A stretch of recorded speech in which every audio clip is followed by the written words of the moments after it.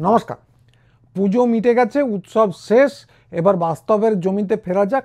তো বাস্তবটা কি, যে বাঙালিদের বাংলাদেশি আখ্যা দিয়ে বাঙালিদের উপর আক্রমণ কিন্তু অব্যাহত, এবং সেটা ঘটেছে পুজোর সময়ও। তো এই পুজোতেই কলকাতা শহরেই দেখা গেল যে মেয়েদেরকে যেরকম কোনো কোনো অঞ্চলে কোনো কোনো সংস্কৃতিতে বেশ্যা বলে দাগিয়ে দেওয়াটা একটা চালু আক্রমণের পন্থা, তো বাঙালিকে বাংলাদেশি বলে গাল দিয়ে দাগিয়ে দেওয়াটা মোটামুটি প্রতিষ্ঠা পেয়ে গেছে। ওটা একটা গালাগালি হিসেবে প্রতিষ্ঠা পেয়ে গেছে, যে গালাগালিটার কোনো প্রত্যুত্তর নেই। তো ম্যাডক স্কোয়ারে একটা ভিডিও খুব ভাইরাল হয়েছে, কলকাতার ম্যাডক স্কোয়ারে, যেটা পুজোর জন্য বিখ্যাত। তো সেখানে যে ভিডিওটা ভাইরাল হয়েছে তাতে দেখা গেল যে সেই ম্যাডক স্কোয়ারে বাংলাদেশি বলে আখ্যা দিয়ে বাঙালিকে, কলকাতার বাঙালিকে তেড়ে মারতে গেছে হিন্দুস্তানিরা। तुम कुछ नहीं कर सकती यार।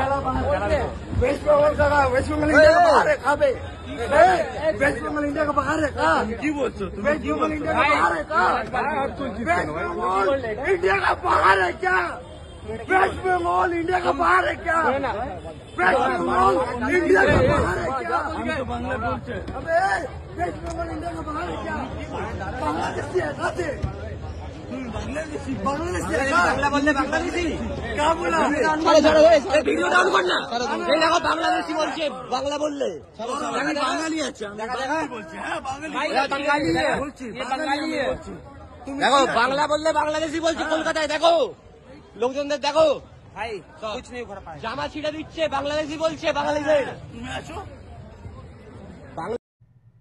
তো ব্যাপার খুব বেশি কিছু ছিল না, খুবই সামান্য ঝগড়া হাতাহাতি, কিন্তু যেটা দেখা যাচ্ছে সেটা হচ্ছে সেখানেও মোক্ষম অস্ত্র হচ্ছে বাংলাদেশি। তো বাংলাদেশি হওয়া আমরা সবাই জানি খারাপ তো কিছু নয়, বরং খুব গর্বের ব্যাপার, বাঙালির একটা নিজস্ব রাষ্ট্র।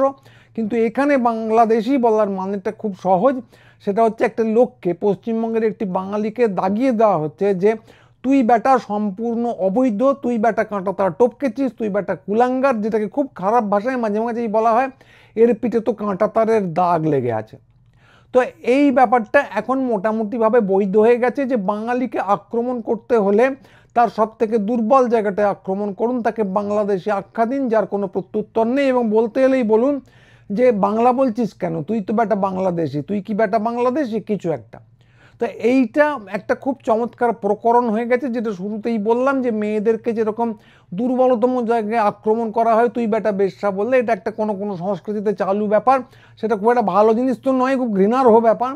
তো বাঙালির ক্ষেত্রেও এরকম একটা গালাগালি চালু হয়ে যাচ্ছে এবং সেটা বৈধ হয়ে যাচ্ছে, তার নাম বাংলাদেশি।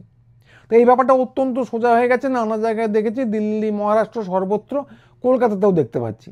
তো ভাবা যায় না যে কলকাতার ম্যাডক স্কোয়ারে অবিকল এই জিনিস ঘটছে, এবং এই ব্যাপারটা খুব সোজা হয়ে গেছে, যেটা খুব চেনা জিনিস আমাদের। কিন্তু মেয়েদেরকে যত্রতত্র করে ওই বেশ্যা বলে দেওয়া বা হেনস্থ করে দেওয়াটা তুলনায় অতটা সোজা নয় যা আমি জানতাম। কিন্তু এখন এই পুজোতেই দেখলাম যে সেই লাইনও টপকানো হয়ে গেছে। তো এই পুজোতেই জানা গেল সোদপুর স্টেশনে, কলকাতার শহরতলি সোদপুর স্টেশনে ভরা হাটের মধ্যে, জনজোয়ারের মধ্যে এক মহিলা সাংবাদিককে মেরেছে, হেনস্থা করেছে, এবং আবার সেই একদল হিন্দিভাষী। তো মহিলা সাংবাদিকের নাম হচ্ছে অগ্নিহোত্রী গুপ্তা, এবং তিনি যখন আক্রান্ত হচ্ছেন, মর্মান্তিক বিবরণ দিয়েছেন পুরোটার, তাকে মারা হচ্ছে, তার কানও আহত হচ্ছে, এবং জিআরপি অভিযোগ নিতে চাইছেন না, বলছে ওদেরকে খুঁজে আনুন তারপর আমরা অভিযোগ নেব। এবং এই পুরোটার মধ্যে পাবলিক দাঁড়িয়ে দেখছে, এই পুরোটা উনি নিজে লিখেছেন ফেসবুকে, যেটা আপনাদের স্ক্রিনে দেখাচ্ছি। তো জিআরপি অভিযোগ প্রথমে নেয়নি, তারপর খুব সম্ভবত নানা রকম চাপে পড়ে নিয়েছে। তো এই ব্যাপার দুটো মিলিয়ে কি ভয়াবহ ভয়ঙ্কর সেটা আপনারা বুঝতেই পাচ্ছেন। পরেরটাই ধরুন বিহারের কোনো একটা স্টেশনে, পাটনা স্টেশনে, একদল বাঙালি যুবক ঘিরে ধরে একটি হিন্দিভাষী মেয়েকে হেনস্থা করছে। এটা আদৌ ভাবতে পারেন না, ভাবা অসম্ভব। বাংলা সংস্কৃতিটা এর এক অন্যরকম। শুধু তাই নয়, বিহারে গিয়ে এই কাণ্ড যদি কোনো সমাজ বিরোধীও থাকে তার ঘটানোর সাধ্য হবে না, ওখানে স্থানীয় বিহারিরা তাকে ঠেঙিয়ে তার রাস্তা দেখিয়ে দেবে। কিন্তু বাংলায় এর উল্টোটা করা যাচ্ছে এবং করা যায়। তার মানেটা কি, যে এই জোরটা এসে গেছে যে বাঙালি তো এমনিই অবৈধ, গোবলয়ের সংস্কৃতিকে এদের উপর চাপিয়েই দেওয়া যায়, যেমন কৃতদাসদের উপর চাপিয়ে দিত দাস মালিকরা, এবং সেটা রীতিমতো বৈধ ছিল, কেউ কিছুই বলতো না। তো এই দুটো মিলিয়ে দেখলে আপনারা কি দেখবেন, দেখবেন যে বাঙালিকে যত্রতত্র বাংলাদেশি, অর্থাৎ কিনা তুই বেটা অবৈধ, তুই বেটা কাটাতার টপকে এসছিস, তুই বেটা বাংলা বললিস, এমনকি বাংলা বললিস এটাও এখন একটা গালাগালি। এবং অনেক ভদ্র বাঙালি মাথা নত করে ভাবেন যে আমি বাংলা বলছি, এ বাবা হিন্দি বলা উচিত। তো এই পুরো ব্যাপারটাকে বৈধ করে দেওয়া হয়েছে, অভ্যস্ত করে দেওয়া হয়েছে মানুষকে, এবং তারপর বাঙালিকে ভাবা হচ্ছে একরকম করে গোবলয়ের কৃতদাস, বাংলা বলছে মানে দ্বিতীয় শ্রেণীর নাগরিক ধরনের। তো সেটারই বহিঃপ্রকাশ দেখলাম এই দ্বিতীয় ঘটনাটায়, যে বাঙালিকে অবৈধ ভাবা হচ্ছে, কৃতদাস ভাবা হচ্ছে, এবং ভাবা যাচ্ছে যে একটি বাঙালি মেয়েকে দলবল বেঁধে জনারণ্যের মধ্যে, জনাকীর্ণ স্টেশনের মধ্যে হেনস্থা করে দেওয়া যায়। এবং এই জোরটা তারা পেয়ে যাচ্ছে যে উল্টো দিকে যারা আছে তারা কেউ কিচ্ছু বলবে না। তো এর মধ্যে সবচেয়ে বিপজ্জনক ব্যাপার যেটা, সেটা হচ্ছে আগ্রাসনটা নয়, বাংলাদেশে আখ্যা দেওয়া হচ্ছে সেটা নয়, বাঙালিকে যে অবৈধ ভাবা হচ্ছে সেটা নয়, প্রত্যেকটাই বিপজ্জনক।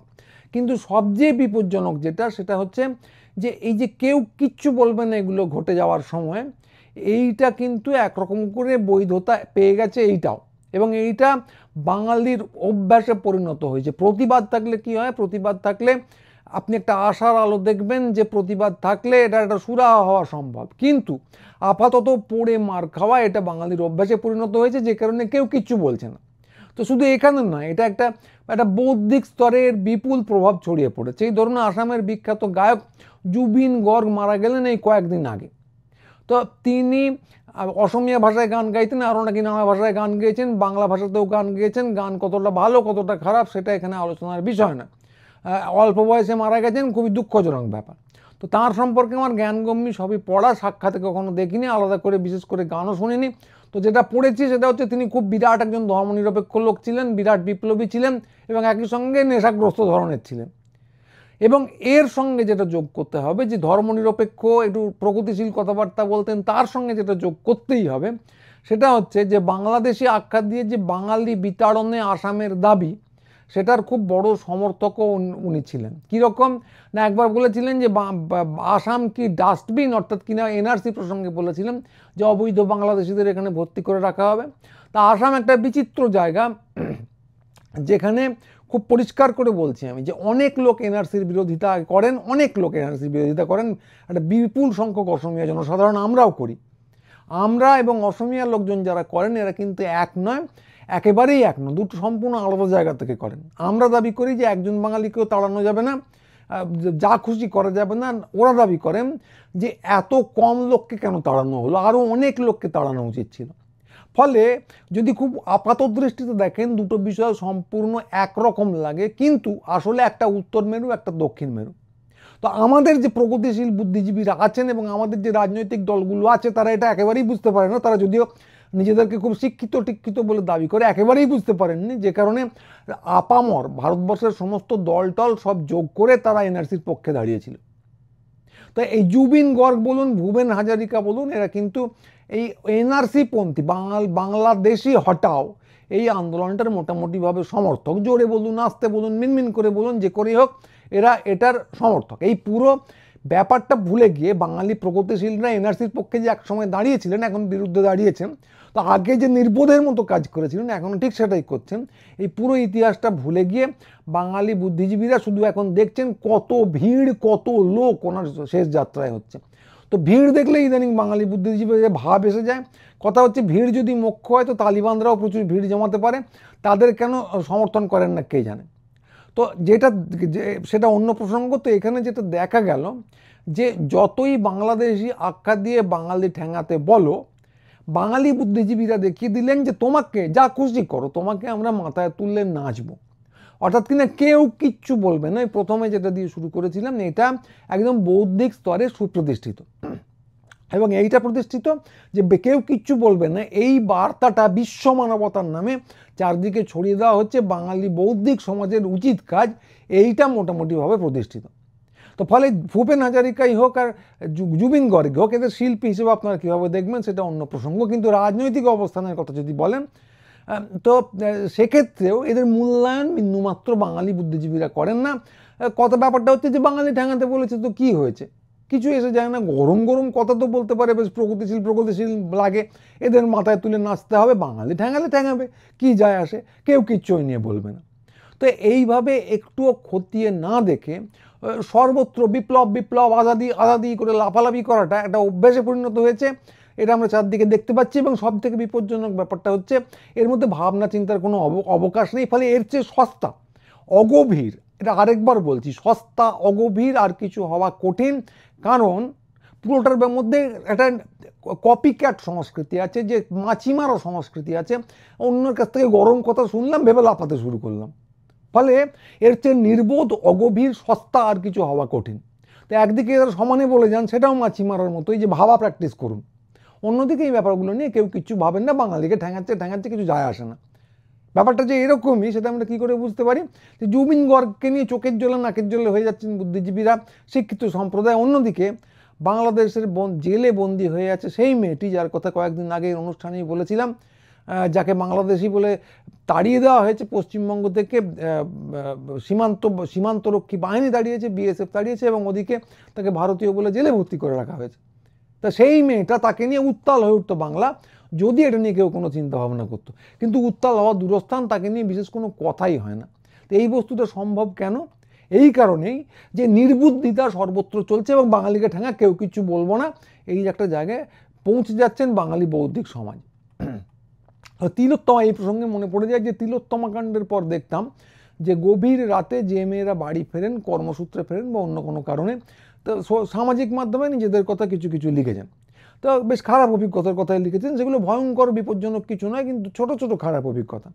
কেউ লিখেছেন যে কোথাও মাফ করবেন, কেউ লিখেছেন কোথাও ক্যাব ড্রাইভার কিছু ইঙ্গিত করেছে, কেউ লিখেছেন যে বাইকে করে ফিরছিলেন, কেউ কোথাও অসভ্য ব্যবহার করেছে, এইসব। তো আমি ব্যক্তিগতভাবে মেয়েও নই, কলকাতায় থাকিও না, রাতে ফেরার প্রশ্নই নেই, কিন্তু যে কটা পড়েছিলাম আমার এখন মনে পড়ে যে তার 100% ক্ষেত্রে দেখেছিলাম যে এই কথোপকথনগুলো শুনে আশ্চর্য হবার কিছু নেই হিন্দিতে। তো হিন্দি ভাষীদের উপর বা বাইরের লোকেদের উপরে তো রাগারাগি করার কিছু নেই।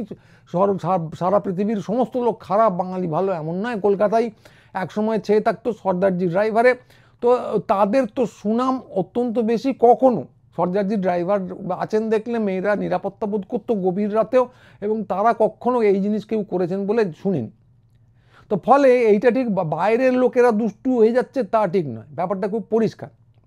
যে সমস্ত দিক থেকে একটা বার্তা দেওয়া হচ্ছে যে বাঙালি হচ্ছে গণিমতের মাল, তাকে গণিমতের মাল ভাবা যায়, এটা মোটামুটি বৈধ, মানে পশ্চিমবঙ্গের বাঙালির কথা। তো তাকে মারুন, ঠেঙিয়ে বাংলাদেশে পাঠিয়ে দিন, কলকাতার পুজো মণ্ডপে এসে, মেলা স্কোয়ারে এসে বাংলাদেশি বলে গাল দিন, বাংলাদেশকে একটা গালাগালিতে পরিণত করুন। এই মেয়েদের যেভাবে বেশ্যা বলা হয় কোন ঠাসা করার জন্যে, একই রকমভাবে বাঙালি মহিলাকে একদম ভরা স্টেশনে বাংলার বুকে হিন্দিভাষীরা গায়ে হাত দেবে, মারধর করবে, হেনস্থা করবে, লোকে দাঁড়িয়ে দেখবে, এইসব হবে, কেউ কিচ্ছু বলবে না। তো এইটা মোটামুটিভাবে বৈধ, এবং ওই স্টেশনের লোকেদের দোষ দিয়ে বিশেষ লাভ নেই। এটা সাধারণভাবে বৈধই। যে মেয়েদের কথা লিখলাম তিলোত্তমা কাণ্ডের পর, তারা যা লিখেছেন হুবহু ঠিক লিখেছেন, আমি ধরে নিচ্ছি ঠিক লিখেছেন, আমি গিয়ে দেখে আসিনি, কিন্তু তারা ওই হিন্দিভাষী ব্যাপারটা একেবারেই লেখেননি। তো ফলে একটা যে আগ্রাসনটা হচ্ছে, কিন্তু সেটা একটা অদৃশ্য আগ্রাসন। অমর্ত্য সেন লিখেছিলেন যে কিছু মেয়ে অদৃশ্য হয়ে যায়, মেয়েদের ভ্রূণ হত্যা ইত্যাদি নিয়ে লিখেছিলেন। তো এখানেও একটা আগ্রাসন হচ্ছে, কিন্তু সেটা অদৃশ্য, চোখে দেখতে পাচ্ছে না। কেন না, যাদের উপর আগ্রাসন হচ্ছে তারাই সেটা টের পাচ্ছে না, একেবারেই টের পাচ্ছে না। ওই মেয়েরাও কিন্তু এটার উপর ফোকাস করেনি। এবং প্রতিবাদ তৈরি হবে কি, যাদের বৌদ্ধিকভাবে এই প্রতিবাদের ন্যারেটিভটা তৈরি করার কথা, তারা চক্ষু মুদে আছেন। সেই একটা সময় আসামে যেভাবে এনআরসির সময় তারা এনআরসি চাই বলে লাফালাফি করেছিলেন, তো ন্যারেটিভটা তারা উল্টো দিকে সেট করছেন, উল্টো দিকে তৈরি করছেন, যে এটা নিয়ে চেঁচামেচি করার কোনো দরকার নেই। কেউ বলছেন বাঙালির উপর অত্যাচার তো অর্থনৈতিক ব্যাপার, কেউ বলছেন আসলে কিন্তু অনেক রোহিঙ্গা এসে গেছে, যদিও রোহিঙ্গাদের মাতৃভাষা তারা শুনেছেন কিনা জানি না। তো এইসব চলছে। ফলে আমাদের যদি এই মুহূর্তে দাঁড়িয়ে একটা তো আশঙ্কা আছেই যে বাঙালির বৌদ্ধিক অবস্থা যদি এই রকম হয় তাহলে বাঙালি উবে যেতে পারে। এবং এই প্রসঙ্গে একটা কথা বলে নেওয়া ভালো, তো এটা ঠিক আবারও বলছি যে বহির্রাজ্যের লোকেদের উপর বিদ্বেষ তৈরির প্রসঙ্গ না। তো পাশাপাশি রাজ্য এবং দেশ থাকলে একটা চলাচল হবেই, বিহার থেকেও হবে, বাংলাদেশ থেকেও হবে, কিছু পরিমাণে হবে, দোষের কিছু নেই। কিন্তু সমস্যাটা কি, যে সাধারণভাবে কোনো এলাকায় ধরুন কেউ এলেন, তিনি এলাকার সংস্কৃতিটা আস্তে আস্তে রপ্ত করে নেন। এর আগে বাংলাতেও নিতেন, সর্দারজিদের কথা বলেছি। কিন্তু এখন সমস্যাটা হচ্ছে যে এটাকে বৈধ করে দেওয়া হয়েছে, যে বাঙালিকে এই তুই বেটা বাংলাদেশি, এটা বৈধ, যেটা বললাম আগে দুঘা দেওয়াটা বৈধ, কেউ কিচ্ছু বলবে না। বরং তারা কী করবে, ল্যালা করে হিন্দিতে কথা বলবে, এনআরসি চাই করে আসামে যেরকম লাফিয়েছে এখানেও দরকার হলে লাফাবে এবং হিন্দি গান চালিয়েই নাচবে এবং সবশেষে বলবে যে আগ্রাসনের কিন্তু কোনো ভাষা হয় না। তো এইটা হলো সমস্যা। তো একটা কথা কাজে খুব স্পষ্ট করে বলে নেওয়া দরকার যে হ্যাঁ, আগ্রাসনের ভাষা হয়। পৃথিবীর বাইরে থেকে কোনো ভিন্ন জীবরা এসে কোনো আগ্রাসন করেন না। ভাষাগত আগ্রাসন, জাতিগত আগ্রাসন হয়, সেটা একটা ভাষা আর একটা ভাষার উপর করে, একটা জাতি একটা জাতির উপর করে। এবং খুব পরিষ্কারভাবে আসামে যেটা হয়েছে এবং পশ্চিমবঙ্গেও যেটা করার পরিকল্পনা, সেটা হচ্ছে বাঙালির উপর আগ্রাসন। এবং আসামে যারা তার পক্ষে দাঁড়িয়েছেন বিশ্বমানবতার আখ্যা দিয়ে এবং এখনও যারা দাঁড়াচ্ছেন, তারা এটা জানেন না সম্পূর্ণ নির্বোধের মতো যে ওদের এনআরসি বিরোধিতা আর আমাদের এনআরসি বিরোধিতা সম্পূর্ণ উত্তর এবং দক্ষিণ মেরু, যেটা আগে বললাম।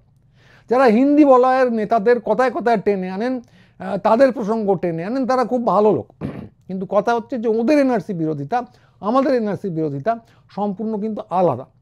ওরা দেশভাগের এই যে তীব্র যন্ত্রণার মধ্যে দিয়ে যাননি, ওদের জন্মভূমির উপর দিয়ে কেউ একটা র্যাডক্লিফ লাইনের মতো লাইন টেনে দিয়ে বলেনি এখান থেকে সীমান্ত হয়ে গেল। তো এই যে সমস্যাটা এটা ওরা বোঝেন না, বোঝা সম্ভব নয়। ফলে ওদের এনআরসি বিরোধিতা আমাদের এনআরসি বিরোধিতা আলাদা।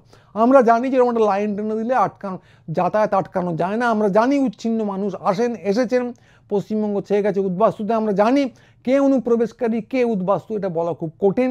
এবং আমরা এও জানি যে বাঙালি মাত্রেই তাকে অনুপ্রবেশকারী আখ্যা দেওয়াটা অত্যন্ত সহজ, যদিও বাঙালিরা সব থেকে বেশি রক্ত দিয়েছে স্বাধীনতার জন্য এবং এর কি বেদনা সেটা আমরা জানি।